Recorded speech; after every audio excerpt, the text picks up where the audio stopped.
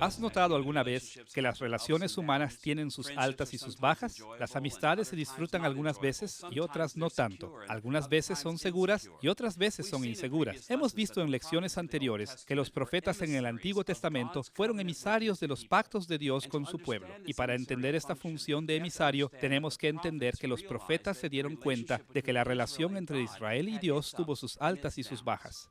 Hemos titulado esta lección Las dinámicas de los pactos. En esta lección veremos tres tópicos diferentes. Primero, exploraremos los ideales de los pactos. Segundo, examinaremos el juicio de los pactos. ¿Cómo ministraban los profetas de parte de Dios cuando las personas caían bajo juicio divino? Y tercero, veremos las bendiciones de los pactos. ¿Cómo hablaron los profetas de las bendiciones que Dios ofreció a su pueblo? Entender estas dinámicas de la vida de los pactos nos ayudará a entender la profecía del Antiguo Testamento y cómo se aplica a la iglesia y al mundo hoy día. ¿Cuáles fueron los ideales básicos de la vida de los pactos con Jehová? ¿Has estado alguna vez en una boda en la que has escuchado las cosas maravillosas que dicen los novios el uno al otro? Para tenerte y amarte en la enfermedad y en la salud, en la riqueza y en la pobreza. ¿No sería raro escuchar al novio y a la novia comenzar su matrimonio con votos que fueran menos que ideales? ¿Puedes imaginarte escuchar a un hombre decirle a una mujer, te tomo para ser mi esposa, pero realmente va a ser muy difícil permanecer juntos si te enfermas? O puedes imaginar a una mujer decirle a un hombre, te tomo para ser mi esposo, pero más te vale no dejar que quedemos pobres. Bueno, nos preguntaríamos qué le pasaría a una pareja así, porque esperamos que el principio de un matrimonio se enfoque en ideales. Es una relación fresca. Es un tiempo cuando las cosas son los que se suponían que fueran. Todos esperamos que la pareja recuerde las cosas que se dijeron el uno al otro cuando la relación era ideal. Bueno, los profetas del Antiguo Testamento sabían que algo así era verdad de la relación entre Dios y su pueblo. Ellos entendieron que había ciertos ideales en la relación de los pactos entre Dios e Israel. Ahora, para entender esta relación ideal, debemos ver dos asuntos. Primero, las estructuras básicas ideales de los pactos y en segundo lugar, los ministerios proféticos o cómo los profetas confiaban en estas estructuras. En las lecciones anteriores vimos que el Antiguo Testamento describe los pactos de Jehová con Israel como si estuviera moldeado como los tratados entre el soberano y el vasallo del antiguo cercano oriente. En los tiempos del Antiguo Testamento, los grandes emperadores entraban en tratados o pactos con naciones más pequeñas. Y la Biblia dice que Jehová entró en pactos tales con la nación de Israel. Cuando los emperadores entraban en pactos por primera vez con las naciones vasallas, comenzaban a declarar ciertos ideales que formaban las estructuras básicas de sus arreglos políticos. Siempre aparecían dos componentes, por lo menos, en los tratados soberano-vasallo.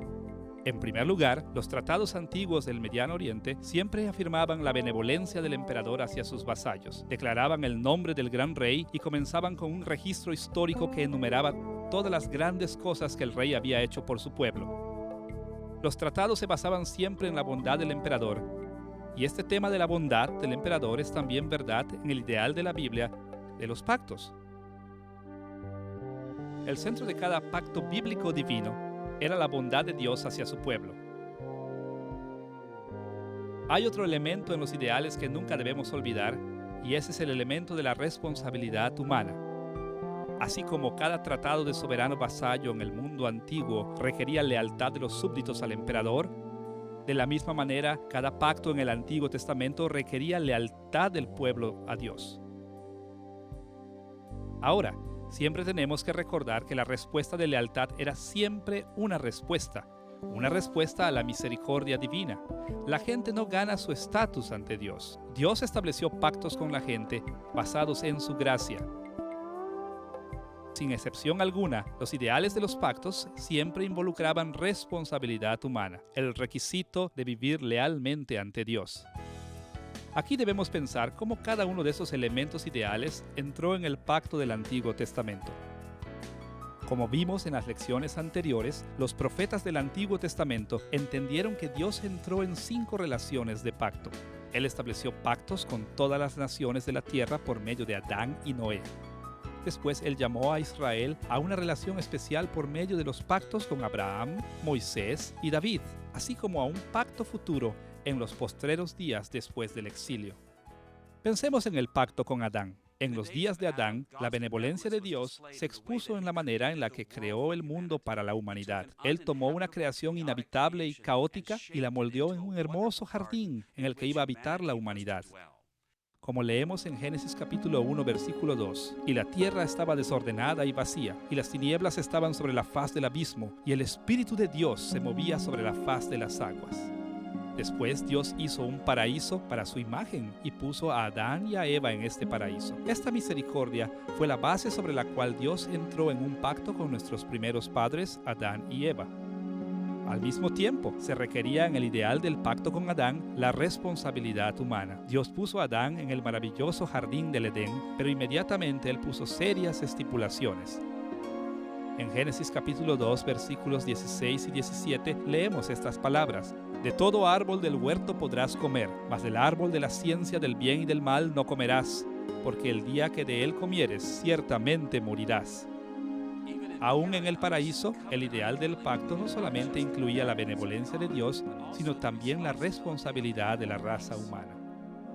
Bueno, pues lo mismo es verdad con el pacto con Noé. Por un lado, Dios misericordiosamente rescató a Noé y a su familia del diluvio a nivel mundial, como lo dice Génesis capítulo 6, versículos 7 y 8. Y dijo Jehová, arrasaré de sobre la faz de la tierra a los hombres que he creado, pero Noé halló gracia ante los ojos de Jehová.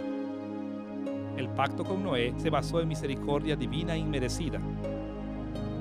Aún así, el pacto que Dios hizo con Noé une la benevolencia y bondad divina con la responsabilidad humana. Cuando Noé salió del arca después del diluvio, Dios puso bastantes estipulaciones explícitas.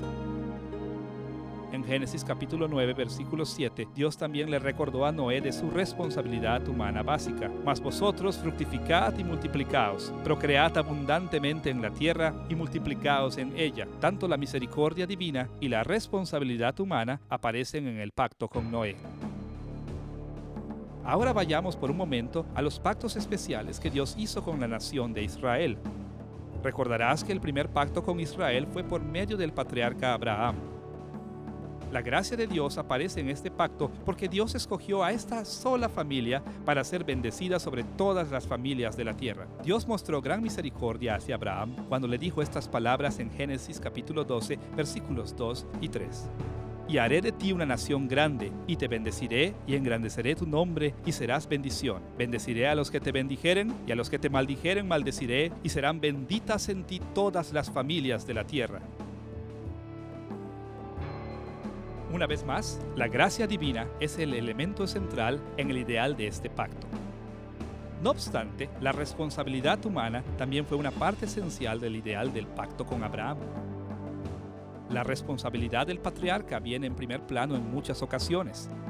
Por ejemplo, en Génesis capítulo 17, versículos 1 y 2, Dios dice estas palabras: Yo soy el Dios Todopoderoso, anda delante de mí y sé perfecto, y pondré mi pacto entre mí y ti, y te multiplicaré en gran manera. El pacto abrahámico incluía la responsabilidad humana.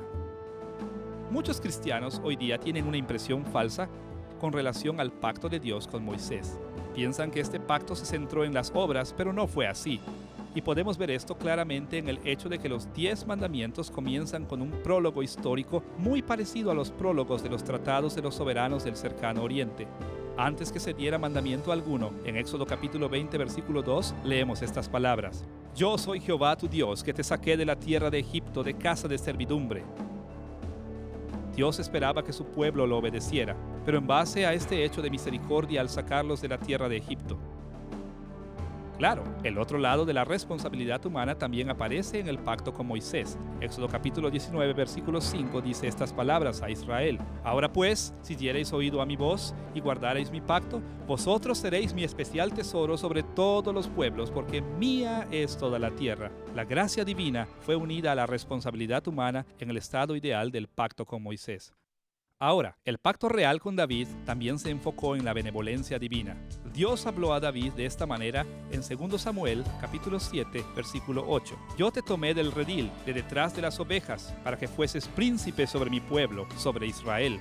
Dios escogió la familia de David como la dinastía permanente sobre su pueblo por puro amor, no por mérito alguno que haya visto en David. La dinastía de David se estableció porque Dios fue misericordioso con él. Al mismo tiempo, Dios unió esta muestra de gracia a David con el requisito de la lealtad.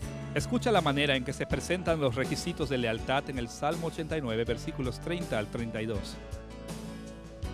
Si dejan sus hijos mi ley y no anduvieren en mis juicios, si profanaren mis estatutos y no guardaren mis mandamientos, entonces castigaré con vara su rebelión y con azote sus iniquidades. Dios esperaba que los hijos de David le fueran obedientes al reconocer la gracia que él había mostrado a David.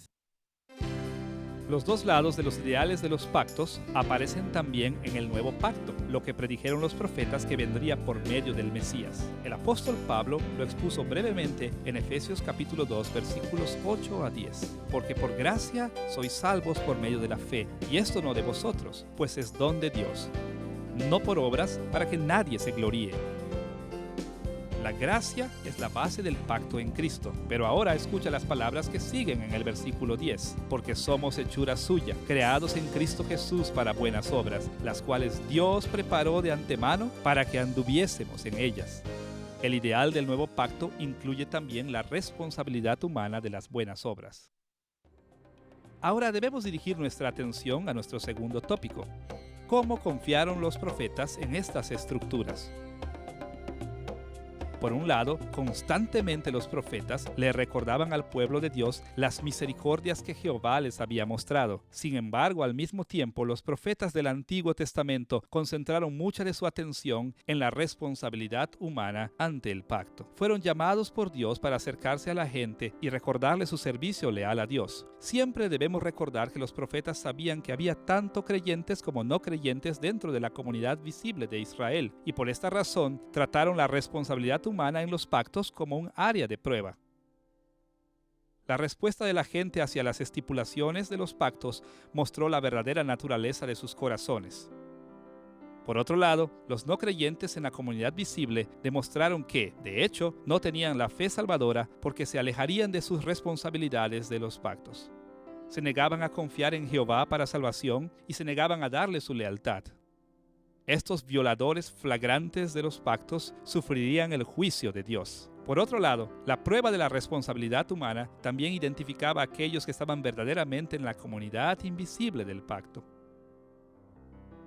Ahora, estas eran personas redimidas eternamente, habían ejercido la fe salvadora en Jehová y estaban en camino a la vida eterna.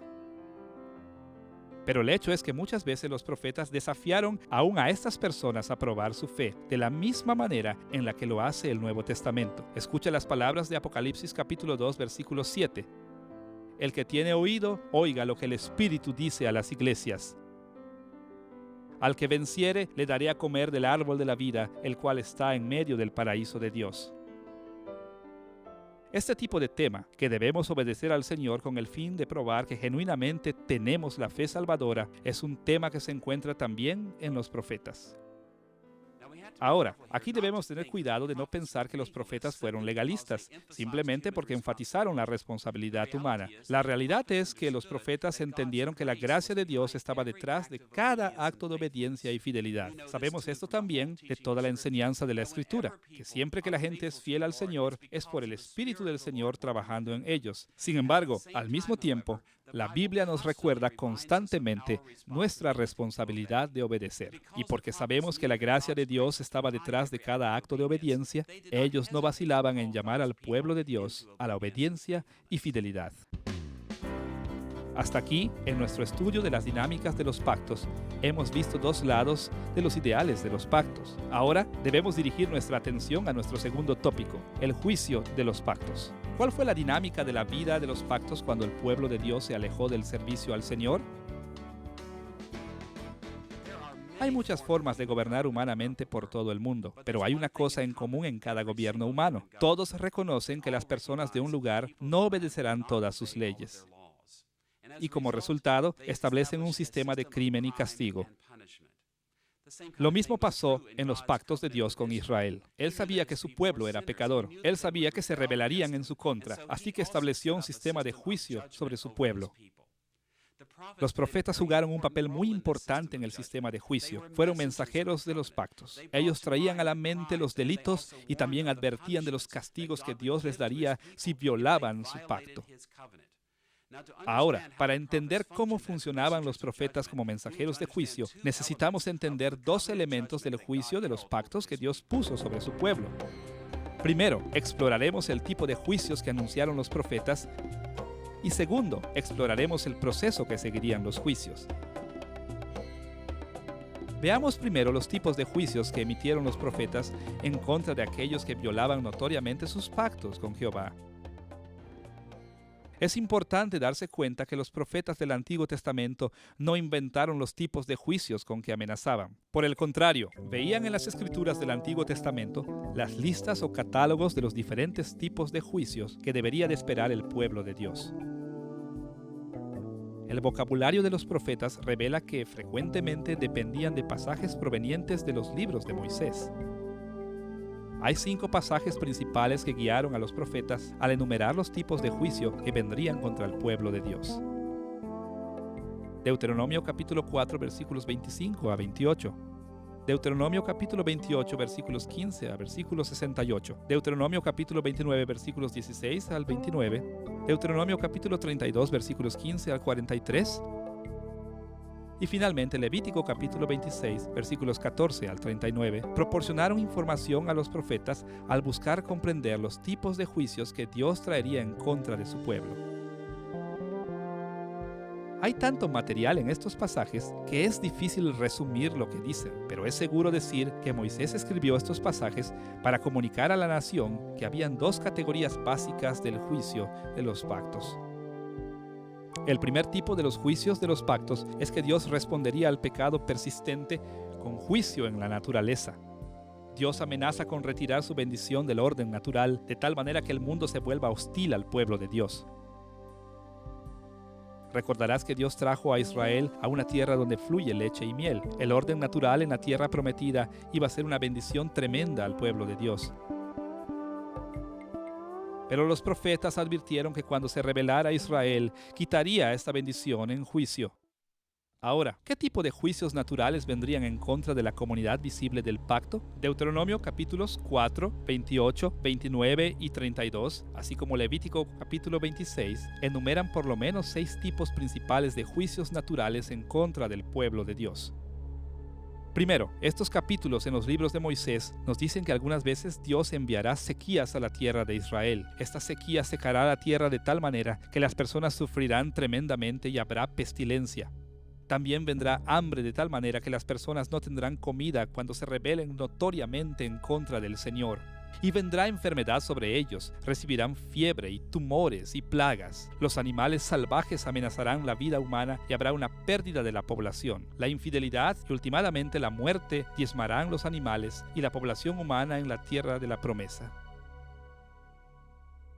Los profetas mencionaron estos tipos de juicios del pacto una y otra vez. Frecuentemente advirtieron que Dios iba a traer desastre natural para perturbar la vida en la tierra prometida. Por ejemplo, escuchemos lo que dijo Ageo en Ageo capítulo 1, versículos 9 al 11. Por cuanto mi casa está desierta y cada uno de vosotros corre a su propia casa. Por eso se detuvo de los cielos sobre vosotros la lluvia y la tierra detuvo sus frutos. Y llamé la sequía sobre esta tierra y sobre los montes, sobre el trigo, sobre el vino, sobre el aceite, sobre todo lo que la tierra produce, sobre los hombres y sobre las bestias y sobre todo trabajo de manos. Con frecuencia, Dios pedía que sus profetas anunciaran que el juicio estaba viniendo en el orden natural.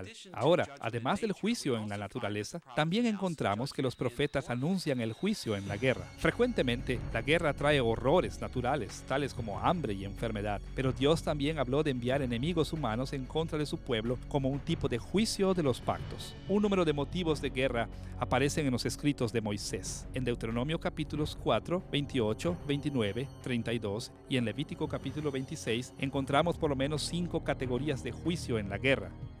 Primero, el pueblo de Dios sufrirá derrota. No serán capaces de resistir los ataques de sus enemigos. Segundo, sus ciudades serán sitiadas. Las ciudades serán rodeadas por sus enemigos y sus habitantes sufrirán. Después, los enemigos ocuparán la tierra. Los enemigos del pueblo de Dios vendrán a la tierra de la promesa y tomarán control. La muerte y la destrucción es otra maldición del pacto en la guerra, porque muchos del pueblo de Dios morirán en manos de sus enemigos. Y finalmente, la maldición peor de todas. Dios dice que su pueblo será tomado cautivo y esparcido entre las naciones en exilio. Los profetas no solo anunciaban una y otra vez que el pueblo de Dios sería derrotado por sus enemigos, sino que también les advertían que estaba viniendo el exilio de su tierra. Por ejemplo, el profeta Miqueas advirtió que muchos judaítas serían exiliados de la tierra prometida. En Miqueas capítulo 1, versículo 16, podemos leer estas palabras de exilio. Ráete y trasquílate por los hijos de tus delicias, hazte calvo como águila, porque en cautiverio se fueron de ti. Amenazas de juicio y guerra como estas aparecen en todos los profetas del Antiguo Testamento. Así vemos que los profetas del Antiguo Testamento anunciaban dos tipos básicos de juicios de los pactos: desastres naturales y guerra. Ahora demos un vistazo al proceso que seguiría Dios al imponer estos tipos de juicios para su pueblo. ¿Qué procesos de juicio esperaban los profetas que se llevaran a cabo? Los profetas aprendieron el proceso de los juicios de los pactos principalmente de Levítico capítulo 26, versículos 14 al 39. En este pasaje Moisés describe el juicio como algo que se lleva a cabo en un periodo largo de tiempo y sigue un modelo particular. En tanto examinamos este pasaje, vamos a encontrar por lo menos 3 principios que gobiernan el proceso en que se llevarán a cabo estos juicios. Dios mostrará paciencia, pero los juicios incrementarán en severidad y habrá un clímax particular para estos juicios. Vamos a pensar primero en la paciencia divina. Levítico capítulo 26, versículos 14 al 39, aclara que Dios ejerce gran paciencia hacia su pueblo cuando peca. Dios se da cuenta de que su pueblo se rebelará y que serán obstinados, rehusando arrepentirse. Así que en este pasaje, Moisés revela que Dios será muy paciente con su pueblo. Levítico capítulo 26 se divide en 5 secciones principales, versículos 14 al 17, 18 al 20, 21 al 22, 23 al 26 y 27 al 39. Cada uno de estos segmentos comienza así: si no me oyereis, y después sigue diciendo lo que les hará en juicio. Esta repetición de si no me oyereis muestra que Dios tiene la intención de ser paciente con su pueblo al darles muchas oportunidades para arrepentirse. Una de las descripciones más breves de la paciencia de Dios aparece en la profecía del Antiguo Testamento.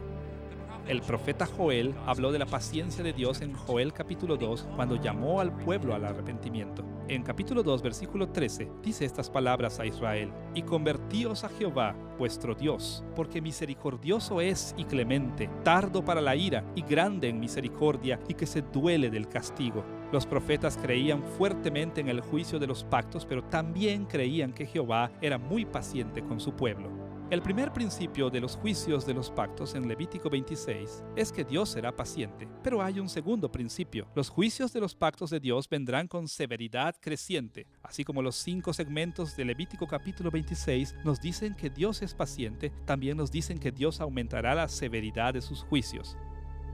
En los versículos 18, 21, 24 y 28, Dios nos advierte de esta manera: si continúan rebelándose en contra de Él, entonces Él aumentará los juicios 7 veces más. Esta dimensión de Levítico capítulo 26 nos dice que el juicio de los pactos viene en grados. Algunas veces los profetas advertían de juicios relativamente pequeños y después más tarde advertían de juicios más grandes por venir. Por ejemplo, leemos de un juicio pequeño en el libro de Isaías capítulo 38, versículo 1. Ordena tu casa porque morirás y no vivirás. Ahora, estoy seguro que Ezequías mismo pensó que esto era un gran juicio en contra de él, pero en términos de toda una nación era más bien pequeño. Era más bien solamente un sufrimiento individual del juicio de Dios. Pero por el otro lado, después de que Ezequías se rehusó a someterse a Jehová, incluso después de una liberación milagrosa del ataque de los asirios, Isaías dio un juicio mucho más severo. Anunció que un día los babilonios conquistarían la nación entera de Judá. En Isaías capítulo 39, versículo 6, leemos estas palabras: He aquí vienen días en que será llevado a Babilonia todo lo que hay en tu casa, ninguna cosa quedará. Esta declaración fue mucho más severa que la amenaza en contra de Ezequías acerca de su propia salud. Es una amenaza en contra de una nación entera, y muchos muchos profetas seguirían este mismo patrón. Hablarían de juicios que iban en aumento.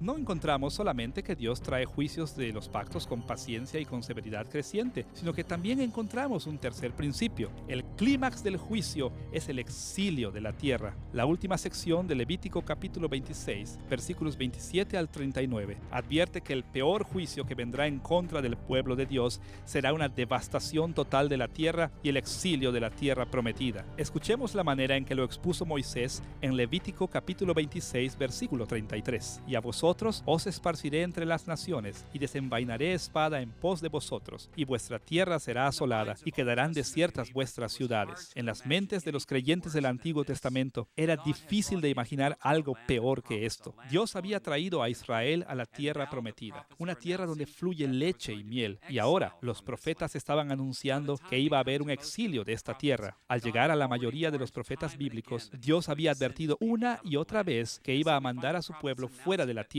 Y así encontramos a los profetas anunciando que el exilio estaba viniendo. Por ejemplo, en Amós capítulo 5, versículos 26 y 27, leemos estas palabras. Antes bien, llevabais el tabernáculo de vuestro Moloc y Cuyum, ídolos vuestros, la estrella de vuestros dioses que os hicisteis.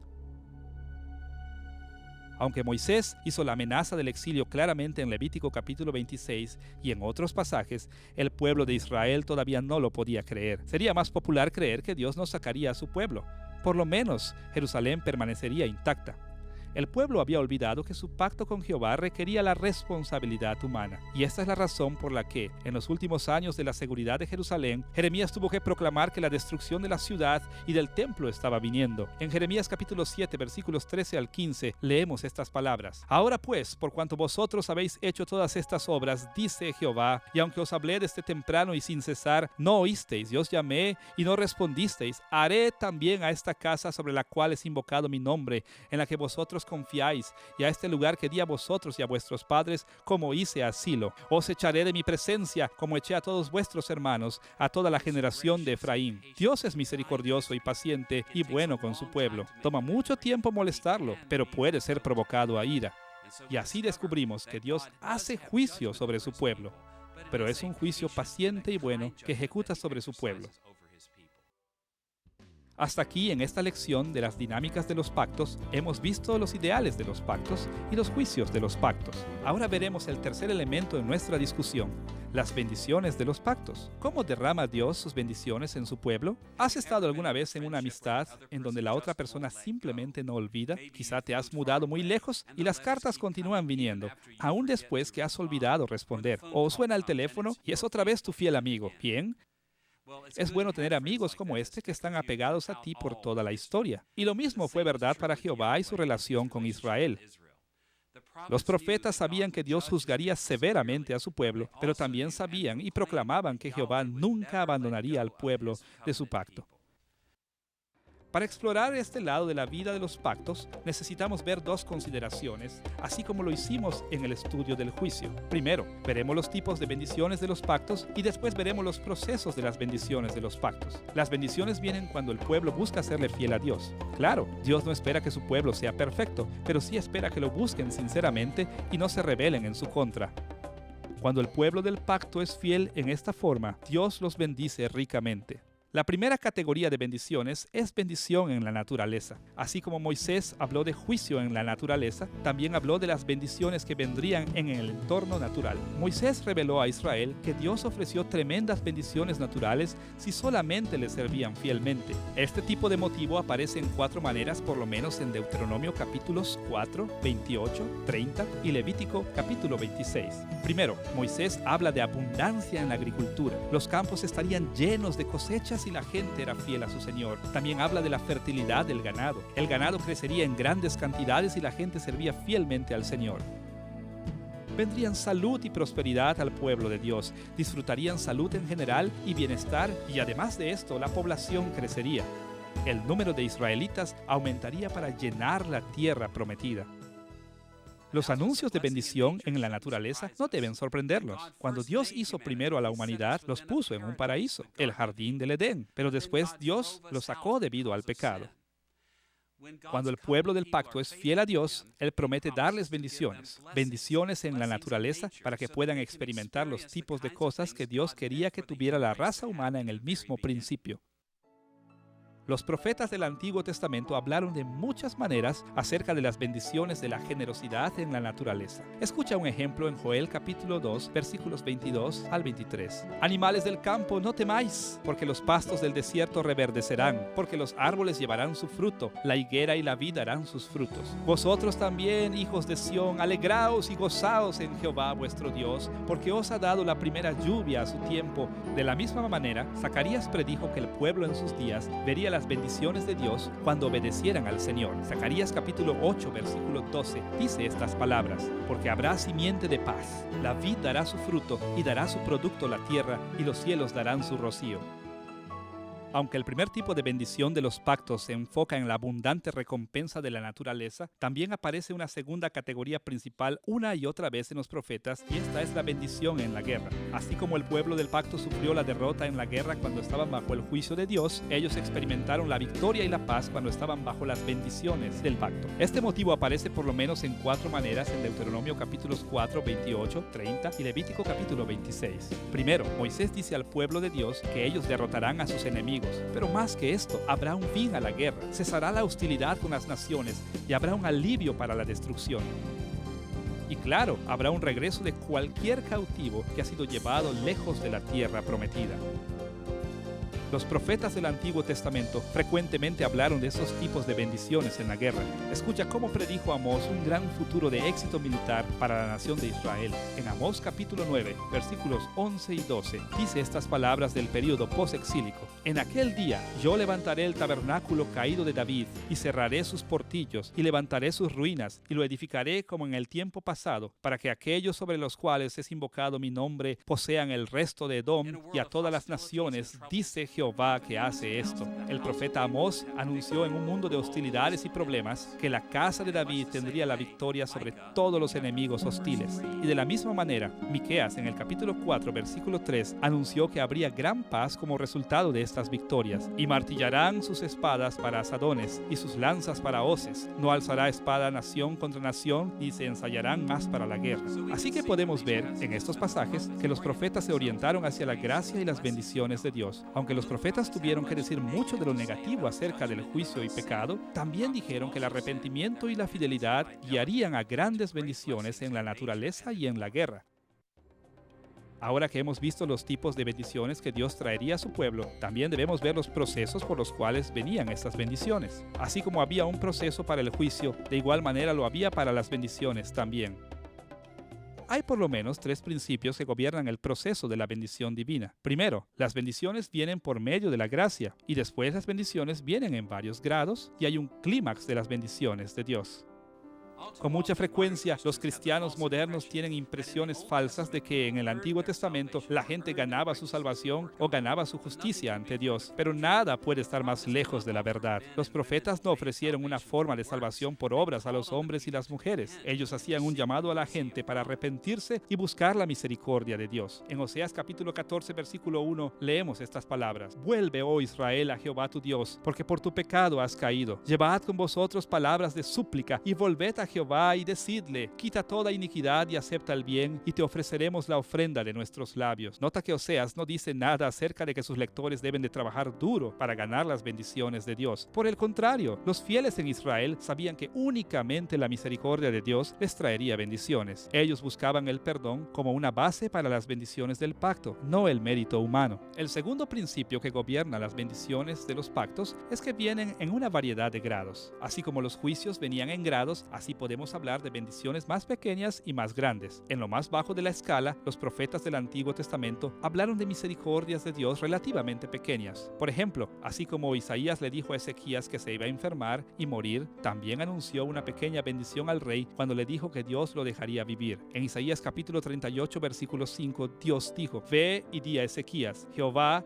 Dios de David, tu padre, dice así: he oído tu oración y visto tus lágrimas. He aquí que yo añado a tus días 15 años. Un buen número de profecías se enfocan en estos tipos de bendiciones personales o individuales, pero muchas veces los profetas también dirigían su atención a las grandes bendiciones nacionales que Dios traería a su pueblo. Por ejemplo, en el año 701, los asirios habían atacado a Judá y habían llegado a las puertas de Jerusalén. En Isaías capítulo 37, versículos 34 y 35, el profeta anunció claramente que Dios los libraría de esta gran derrota. Por el camino que vino volverá y no entrará en esta ciudad, dice Jehová, porque yo ampararé a esta ciudad para salvarla, por amor de mí mismo y por amor de David, mi siervo. Esta era una gran bendición para el pueblo de Dios, porque su propia existencia había sido amenazada, y Dios dijo que Él les daría la bendición de la victoria en la guerra. Al leer los profetas del Antiguo Testamento, siempre debemos estar alertas a las bendiciones pequeñas o grandes que Dios anunció a su pueblo del pacto. Además de la gracia divina y los grados de bendiciones, un tercer principio gobierna las bendiciones de los pactos: el clímax de la restauración del remanente. Los profetas del Antiguo Testamento creían que no importaba cuán grande fuera el juicio de Dios, siempre habría un remanente. Ahora, este remanente podía ser grande o muy pequeño,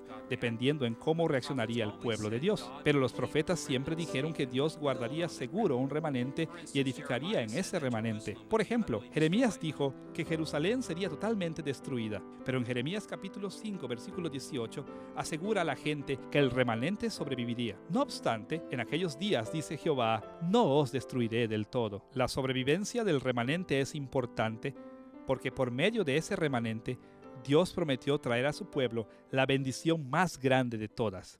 Ya hemos visto en Levítico capítulo 26 que la peor maldición de todas era el exilio de la tierra. Pero en Levítico capítulo 26, versículos 40 al 45, así como en Deuteronomio capítulo 4 y Deuteronomio capítulo 30, Dios prometió que Él preservaría un remanente, lo traería de regreso a la tierra y los bendeciría mucho más que antes. Escucha la manera en que lo puso Moisés en Deuteronomio capítulo 30, versículos 4 y 5. Aun cuando tus desterrados estuvieron en las partes más lejanas que hay debajo del cielo, de allí te recogerá Jehová tu Dios, y de allá te tomará, y te hará volver Jehová tu Dios a la tierra que heredaron tus padres, y será tuya, y te hará bien, y te multiplicará más que a tus padres. Este tema de la restauración del remanente aparece en todos los profetas. Por ejemplo, Jeremías enseñó que después del exilio, Dios daría grandes bendiciones naturales a su remanente. En Jeremías capítulo 23, versículo 3, Jeremías reporta estas palabras de Dios: y yo mismo recogeré el remanente de mis ovejas de todas las tierras a donde las eché, y las haré volver a sus moradas, y crecerán y se multiplicarán. De la misma manera, después del exilio, el remanente también recibirá una gran bendición en la guerra. El profeta Joel enseñó que cuando el pueblo de Dios regrese, este remanente experimentaría una gran victoria y una paz duradera. En Joel capítulo 3, versículo 9, leemos estas palabras: proclamad esto entre las naciones, proclamad guerra, despertad a los valientes y acercaos, venid todos los hombres de guerra. Pero después, en el capítulo 3, versículo 17, leemos de la victoria de Israel: y conoceréis que yo soy Jehová vuestro Dios, que habito en Sión mi santo monte, y Jerusalén será santa, y los extraños no pasarán más por ella. Joel habló de una gran victoria en la batalla que establecería a Israel como seguro por siempre. Todos los profetas del Antiguo Testamento ansiaban la restauración del remanente del pueblo de Dios. Dios prometió que a pesar del gran castigo del exilio, el remanente recibiría la bendición más grande de la restauración. En esta lección hemos explorado cómo entendieron los profetas las dinámicas de los pactos y hemos visto tres tópicos principales. Primero, los ideales de la benevolencia divina y la responsabilidad humana. Y hemos visto después cómo advertían los profetas del juicio desde un nivel individual hasta el gran juicio del exilio nacional. Y después, finalmente, hemos visto también que Dios redimiría a su pueblo de maneras pequeñas y después por medio de un remanente, trayendo una gran restauración después del exilio. Estos temas, estas dinámicas, guiaron a los profetas del Antiguo Testamento en todo lo que dijeron, y estos temas también deben guiarnos a nosotros al estudiar a los profetas del Antiguo Testamento.